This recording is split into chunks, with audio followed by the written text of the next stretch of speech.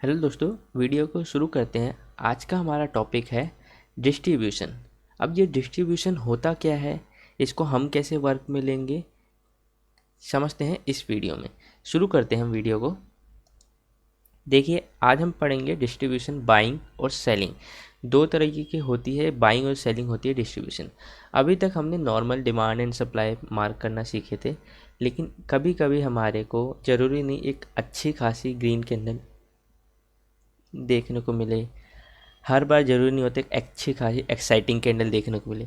कभी कभी क्या होता है, हमें ऐसी भी पिक्चर देखने को मिलती है, प्राइस डाउन आती है, बेस कैंडल बनाती है और जब ऊपर जाती है तो टुकड़ों में ऊपर जाती है, यानी कि डिस्ट्रीब्यूट होकर ऊपर जाती रहती है।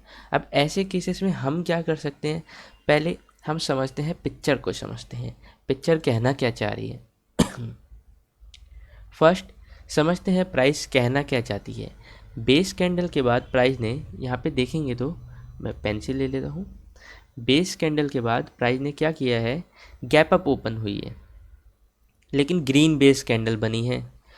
अगेन नेक्स्ट डे क्या हुआ, प्राइस यहाँ पे जब क्लोज हुई तो next day again gap up open हुई, लेकिन ग्रीन में बनी, फिर क्लोज हो गई। मैं ये कह सकता हूँ कि बायर जो यहाँ पे थे वो इतने पावरफुल नहीं थे जो इस कैंडल को एक अच्छी खासी एक्साइटिंग कैंडल बना सके, इसके बाद नहीं थे, जिसकी वजह से प्राइस क्या कर रही है, टुकड़ों में ऊपर जाती जा रही है। तो समझते हैं फिर से, प्राइस बेस कैंडल के बाद क्या की, जंप की, लेकिन ग्रीन कैंडल बनाई और क्लोज हो गई। फिर अगले दिन क्या की, ये सब डे की कैंडल लेके चल रहा हूँ मैं। प्राइस ने ओपन किया, क्लोज किया, ग्रीन कैंडल बना के फिर किया, अगेन प्राइस कंटिन्यू ये करती रही, है ना। पर हम जो ये मूव आई है, ये जो मूव आई है, क्या इस मूव को हम छोड़ दें, क्योंकि ये तो डिस्ट्रीब्यूशन है, यानी कि जो पेंडिंग ऑर्डर हमारे थे वो कहाँ पर होते थे, इधर, वो क्या हो गए हैं, टुकड़ों में यहाँ पे बट गए हैं। इस केस के अंदर डिस्ट्रीब्यूशन के अंदर क्या होता है, जो हमारे पेंडिंग ऑर्डर होते हैं जिसकी वजह से प्राइस अप एंड डाउन करती है, वो यहाँ पे क्या हो गए, डिस्ट्रीब्यूट हो गई, इन सब जगह में डिस्ट्रीब्यूट हो गई है। लेकिन अगर मैं एक नॉर्मल एक्साइटिंग कैंडल लेता हूँ इन सब की जगह, तो उस केस में क्या होता है कि हमारे पेंडिंग ऑर्डर इधर रहते हैं, कि प्राइस जब भी इधर आएगी तो हम यहाँ पे परचेस करते हैं या बाय सेल जो भी है करते हैं। लेकिन इस केस के अंदर क्या हुआ है, प्राइस यहाँ पे खुद डिस्ट्रीब्यूट हो गई, जो पेंडिंग ऑर्डर इधर के थे वो टुकड़ों में बट चुके हैं। चांसेस, अब ऐसे केस में क्या होता है, जब प्राइस डिस्ट्रीब्यूट होकर ऊपर जाती है तो चांसेस होते हैं प्राइस यहाँ से नीचे गिर जाती है, क्योंकि ये टुकड़ों में जा रही है, इतनी बाइंग नहीं होती, सेलर्स भी पावरफुल होते हैं, गिर जाती है। बट ये जोन वीक होता है थोड़ा सा, जो हमारा नॉर्मल डिमांड सप्लाई के जोन्स होते हैं उनके कंपैरिजन में ये वाले जोन थोड़े से वीक होते हैं। तो हम इनको कैसे अब लें, समझते हैं। देखिए, प्राइस इसमें टुकड़ों में ऊपर तो जा रही है, लेकिन इसके अंदर बायर्स हैं, सेलर्स भी हैं, जो प्राइस को एक एक्साइटिंग कैंडल बनने नहीं दे रही, लेकिन बायर्स भी हैं। लेकिन हम इसको कब यूज़ में लेंगे, जब हमारी कैंडल होगी वो अपने प्रीवियस जहाँ से सेलिंग शुरू हुई उससे ऊपर क्लोजिंग दे देगा, तब हम इस वाले को काम में लेंगे। और कैसे लेंगे, हम इसको ऐसे डिमांड जोन मार्क करेंगे। ये होगा हमारा ड्रॉप बेस, एक रैली का डिमांड जोन की तरफ पिक्चर होगी, इसको हम मार्क कर लेते हैं। इसको हम क्या कहेंगे, ओरिजिन ऑफ मूव कहेंगे। पूरी ओरिजिन है जो, उसका एक मूव यहीं से शुरू हुआ था, तो हम इस वाले एरिया को एक डिमांड जोन की तरह कंसीडर कर सकते हैं। लेकिन कब कर सकते हैं, जब आपकी क्लोजिंग हुई हो। अगर क्लोजिंग नहीं है, मान के चलिए ये कैंडल नहीं है, तब मैं इस वाले जोन को नहीं लूँगा, यहाँ से प्राइस चाहे आए कैसे भी आए मैं नहीं लूँगा। हम कब लेंगे, जब इसको, जब एक हमारी क्लोजिंग हो जाएगी तब हम इसको लेंगे। लेकिन एक और चीज़ है, एक और चीज़ समझते हैं साथ साथ में, मैं चार्ट्स पे भी दिखाऊंगा आप लोगों को। पहले एक और चीज़ समझते हैं, ये कैंडल सब डे की है, मैं अगर वीकली पे शिफ्ट करूँगा तो क्या मुझे ये कैंडल ऐसे देखने को मिलेगी, मैं कह सकता हूँ हाँ, ये कैंडल मुझे वीकली पे ऐसी देखने को मिलेगी। क्योंकि देखोगे 4 कैंडल या 5 कैंडल के डाटा से मिलके बनता है वीकली का एक कैंडल बनती है, तो इन सबको मैं मर्ज करूँगा तो ऐसी कैंडल देखने को मिलेगी। ठीक है, मैं एक और केस रखता हूँ, मान के चलिए ये डे का एक, सब डे का टाइम फ्रेम मैं आपको दिखा रहा हूँ। यहाँ पे रैली बनी, बेस बनी, प्राइस ने हल्का सा ड्रॉप दिया, फिर क्या किया प्राइस ने, 1 और 2, दो यहाँ पे एक मूव दी। अब मैं इसको भी, अगर ये सब डे की कैंडल है, इसको भी मैं वीक पे शिफ्ट करूँगा, वीकली टाइम फ्रेम पे, तो भी मुझे वो ऐसी देखने को मिलेगी। यानी कि दोनों केसेस के अंदर मुझे वीकली टाइम फ्रेम की कैंडल ऐसी देखने को मिलेगी, है ना। तो इनमें से पावरफुल कौन सा होगा? पावरफुल होगा ये वाली पिक्चर का डिमांड जोन, वीकली की कैंडल पावरफुल होगी, ना कि ऐसे वाले की, क्योंकि इसके अंदर पेंडिंग ऑर्डर क्या हो गए थे, डिस्ट्रीब्यूट हो गए थे। तो इसके थोड़े चलने के चांसेस कम रहते हैं, लेकिन ये नहीं कह रहे कि नहीं रहते हैं, चलते हैं ये एरिया भी, लेकिन इनके चांसेस कम रहते हैं। अब समझते हैं, ये मूव जो आई थी ना, हम इसको इग्नोर नहीं करेंगे, इसको भी हम लेंगे, तो इसलिए हम इसको डिमांड जोन की तरह मार्क करेंगे। थोड़ा सा वीक एरिया है, कोई नहीं, चलेगा। सेम सप्लाई जोन के केस में होगा, रैली, बेस और ड्रॉप है। देखोगे ये ड्रॉप कैसी है, डिस्ट्रीब्यूट होके, यानी कि टुकड़ों में ये भी नीचे आ रही है।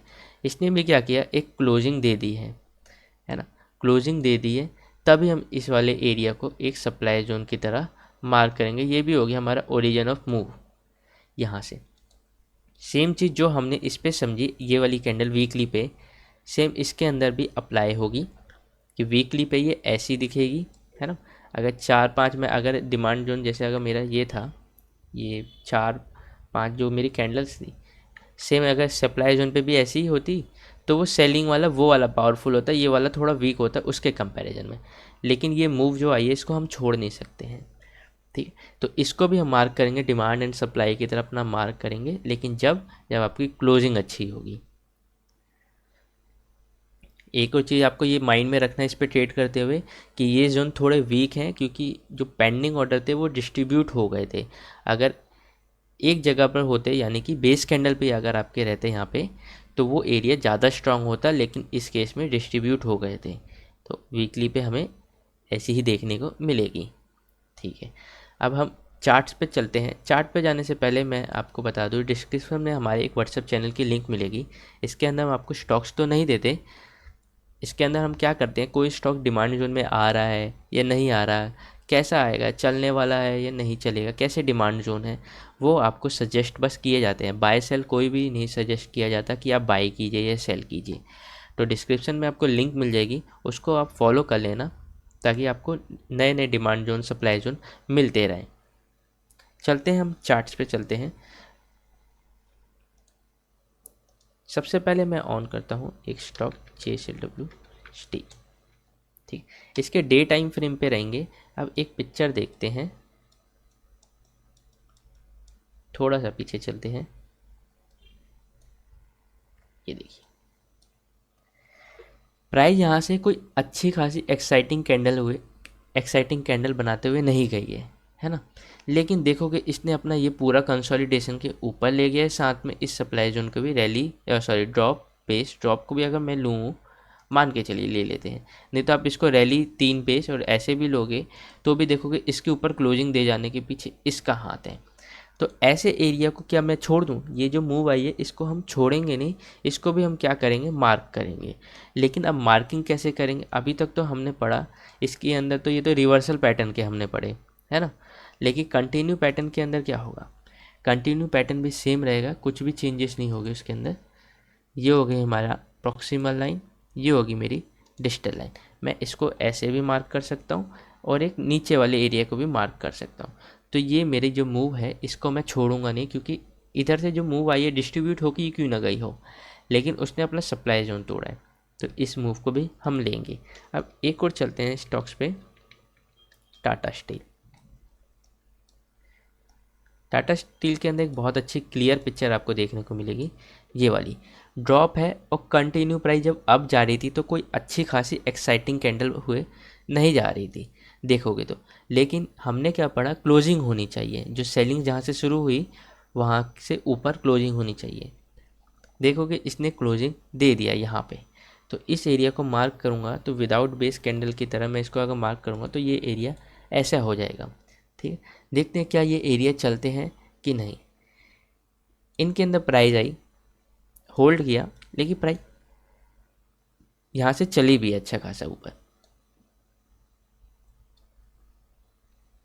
है ना। अब मैं आपको साथ साथ में निफ्टी का भी दिखा देता हूँ, जरूरी नहीं आपको सब जगह एक जैसी पिक्चर मिले।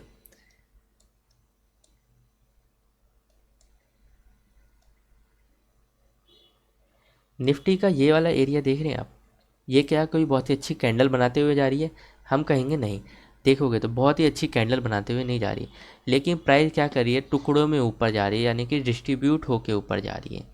और इसने क्या किया, जहाँ से सेलिंग थी उस एरिया से ऊपर यहाँ पे क्लोज दे दिया। देखोगे पहले ही नहीं दिया था, बेस कैंडल बना रहा था, फिर रेड कैंडल बनाया, फिर ऊपर गया। एक और डाउट आएगा, क्या रेड कैंडल में क्लोजिंग मिल गई तो? तब नहीं लेंगे हम उस एरिया को, ठीक है। अब बीच में कितनी भी रेड हो सकती है वो चल जाएगा, लेकिन क्लोजिंग आपको इसके पीछे होनी चाहिए। टुकड़ों में गया तो क्या हो गया, प्राइस का जो ओरिजिन है, ओरिजिन ऑफ मूव, वो तो ये है ना। अब देखोगे ये प्राइस को ऊपर ले गया, क्लोजिंग भी दे दी, इसके अंदर प्राइस आई भी है और ये एक अच्छा खासा मूव भी दिया था। 1 टाइम 2 टाइम इसने एरिया ने चलाया है। अब आप देखना चाहेंगे, अपने रूल के अकॉर्डिंग जाएंगे तो एक अच्छी एक्साइटिंग कैंडल चाहिए, लेकिन इस केस में हमें एक्साइटिंग कैंडल अच्छी मिली क्या? नहीं। तो भी हमने इस एरिया को प्ले करके देखा। लास्ट एग्जांपल चलते हैं, महालाइफ पे चलते हैं।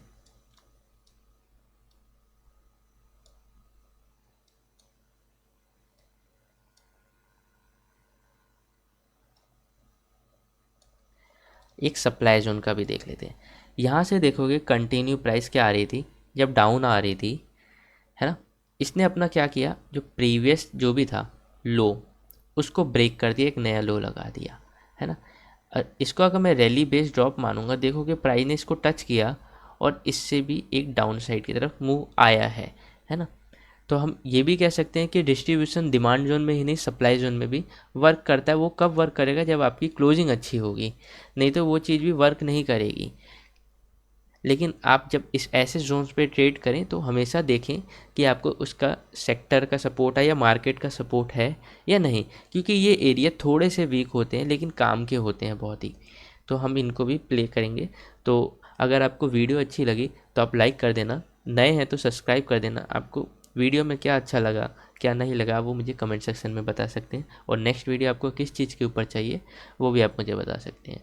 अभी के लिए बस इतना ही, धन्यवाद।